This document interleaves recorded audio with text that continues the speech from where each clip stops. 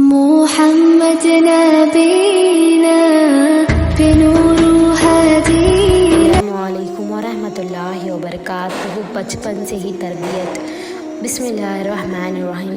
اس post کے بارے میں کچھ کہنے سے پہلے آپ کو ایک مثال دینا چاہتی ہوں تاکہ آپ کو پوری ویڈیو سمجھ آ جائے۔ جب لکڑی گیلی ہوتی ہے تو اسے جیسا ڈھنانا چاہیں وہ ویسے ہی ڈھل جائے گی، اسے آپ جیسا موڑنا چاہو وہ ویسے ہی مڑ جائے گی۔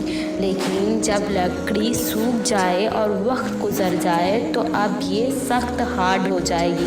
اب اگر آپ اسے موڑنا چاہو تو اب یہ ٹوٹ جائے گی یا چھوٹ جائے گی، لیکن جیسے آپ کو ڈھالنا ہو ویسے نہیں ڈھلے گی۔ بالکل ایسے ہی معاملہ بچپن کی تربیت کا ہے۔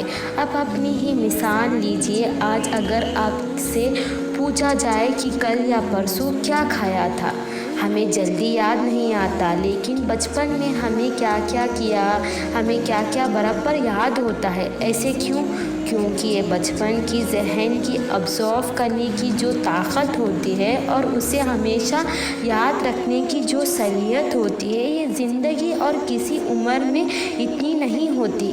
آج جب ہمارے بچے ٹوٹلی زبان سے بدتمیزی کرتے ہیں تو ہمیں بڑا اس پر پیار آتا ہے اور ہنسی آتی ہے کہ ارے یہ دیکھو کیسے بول رہی ہے۔ ہم بولتے ہیں ابھی بچہ ہے تو ہے۔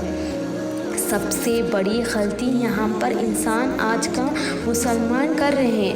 یہ وہ وقت ہوتا ہے جب ان سے پیار سے سمجھانا ہوتا ہے کہ نہیں بیٹا یہ غلط بات ہے، کہ آپ سے بڑے ہیں ان سے ایسے نہیں بولتے، ایسے نہیں کرنا چاہیے، آپ نے غلط کیا ہے، اللہ تعالیٰ آپ سے ناراض ہو جائے گا، جلدی سے اللہ سے معافی مانگ لو اور جن کے ساتھ بدتمیزی کی ہے ان سے بھی معافی مانگ لو۔ اسے کہتے ہیں تربیت کرنا۔ بچپن سے ہی انہیں اچھا برائی کی سمجھ کرانا، ان کے دل میں اللہ تعالیٰ کا ڈر بٹھانا۔ ہمارا کیا ہے، ہمارا ماں باپ نے ہمیں بچپن سے یہ کہہ کر بڑا کیا ہے کہ چار لوگ کیا کہیں گے، سوسائٹی کے کیا کہیں گے وغیرہ وغیرہ، سب کچھ ہمارے دماغوں میں بٹھا دیا ہے۔ تو آج غور کریں، آج گناہوں کو بھول بھلا کیوں کہتے ہیں، اتنا کیوں چار لوگ سے چھپ کر گناہ کر رہے ہیں، لیکن آپ نے حقیق رب سے نہیں ڈرتے، کیونکہ ہمارے دماغوں میں اللہ تعالیٰ کا ڈر نہیں بٹھایا گیا ہے، بلکہ ان لوگوں کا، چار لوگوں کا ڈر بٹھا دیا گیا ہے۔ اگر آپ ماڈرن جنریشن سے مطلب ابھی کے والدین، پیرنٹس بننے والے ہو یا بننے ہو تو پلیز بچے کی بچپن سے ہی تربیت کیجیے اور خوف سے خدا ان کے دلوں میں ڈالیے۔ اس کے ساتھ ساتھ آپ انہیں نبی کریم صلی اللہ علیہ وسلم کے واقعات، باتیں، دین اسلام کے بارے میں سمجھائیے۔ اللہ تعالیٰ کی سچی محبت ان کے دلوں میں کھول کر پلا دیجیے۔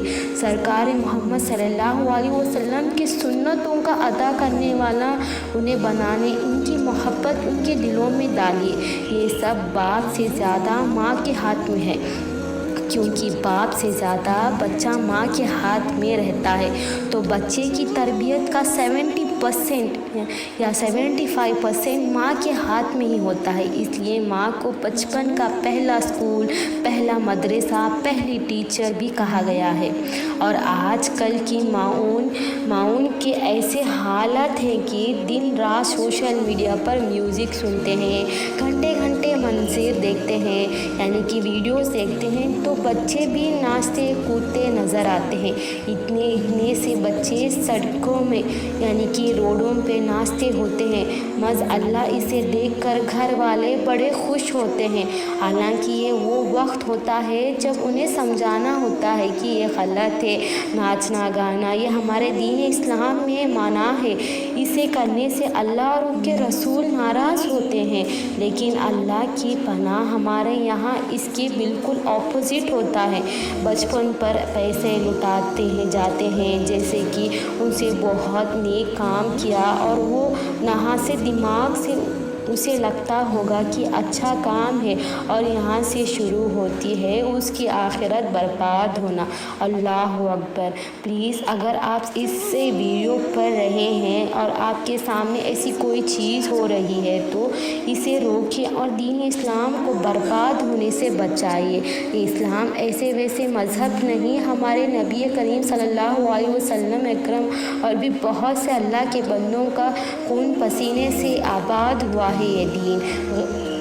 گھر گھر کے لوٹ گئے اس بچپن میں، اسے یوں ہی اپنی غلطیوں اور گھٹیوں سے برباد نہ کرے۔ تربیت بچپن سے ہی ہوتی ہے، انہیں بچپن سے ہی صحیح غلط سمجھائیے۔ جزاک اللہ خیر۔ اللہ تعالی ہمیں کہنے سننے سے زیادہ عمل کرنے کی توفیق عطا فرمائے۔ علم حاصل کرنا ہر ایک مسلمان مرد عورت پر فرض ہے اور زیادہ سے زیادہ دعا کرتے رہیے۔